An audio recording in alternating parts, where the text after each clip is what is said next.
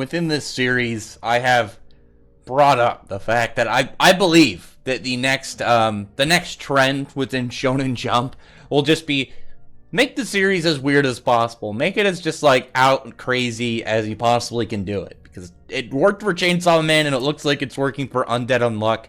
So I can see it. I can see all these other manga characters. And again, these guys that they had a series that they got serialized, but maybe it didn't make it. It got axed, and they're just like, oh, well, this is the thing now. Let's come back and do something absolutely ridiculous. Break the mold. Let's just do whatever we feel like. I like the idea. I'm super open for it. I'm open for any of these mangaka that their series got axed. If they get another chance, their plan is to just make it as wild as possible. Just make it super strange and do, like I said, whatever they feel like, and see if it works. It's worked for 2 of these series so far. But, as it were, now you have Andy, and he is within the vicinity of this town. Smack my mic right there. He's within the vicinity of this town, and him and Shen are just kind of like, okay, let's see what's going on.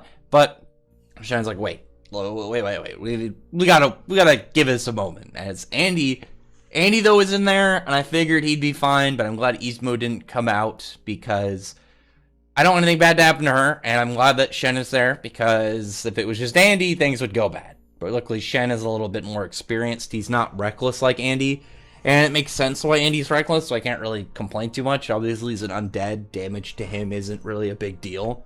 But you have Shen just kind of explaining exactly what's going on. He's like, I have a hunch, so I just want to explain. Like, my power works when I look at my target from a certain distance.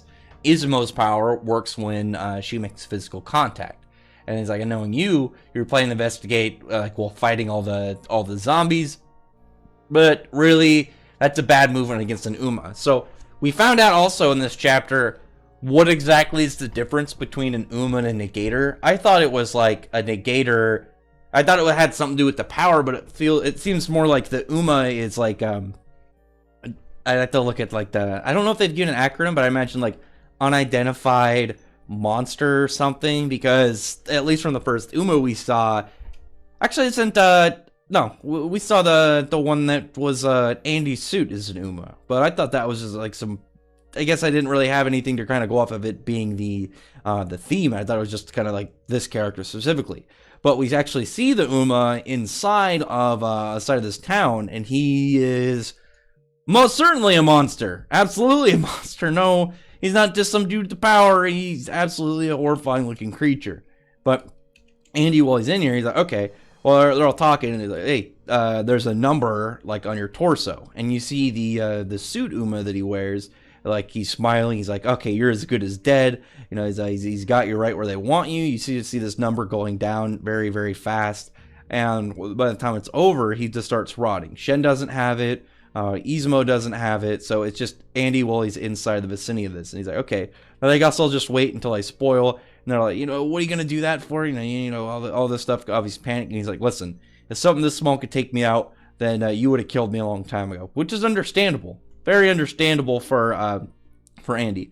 The thing that I really liked is while he's in this like state where he's like partially rotting, but obviously his power and the spoil power are they're clashing. He's gonna constantly be rotting but regenerating, and from that he's like in this like weird state between being alive and being a zombie. But while being in this kind of like part, he's like, oh, don't worry, I can actually understand zombies. He's like, I can speak Zombinese. And I'm just like, it's weird, but I guess, sure, yeah, I guess if zombies can communicate with each other, then sure, that would make sense of why he's able to talk to them.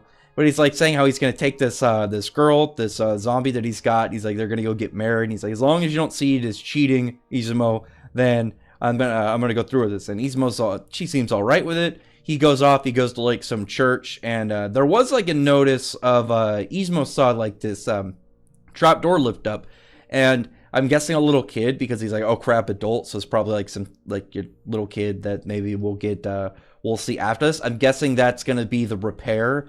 Maybe like he is unaffected by it, but he's obviously hiding out from the fact that not only is the power an issue, but the monster is an issue. But at this point, Andy is in this church. He's talking to this zombie woman, and she's like, it was her dream to wear a wedding dress, and now she's like that. Thank you for helping me, and now we need you to save us. And all these people in the church are all miserable. They want to die, and then we need you to kill this. And she's like talking about the big stone angel that's within the church, but Andy's like, listen, I wasn't supposed to. We're supposed to capture it, but can't refuse a bride's request. So sure, he goes, stabs the sword into his shoulder, and then uses the repair boost to slash right through it, and then do these two big cleaves. At that point, the Uma shows itself. It's it obviously recognizes Andy's a negator, which makes me wonder how it knows all this. I mean, we'll probably find out more, get more information on this guy further.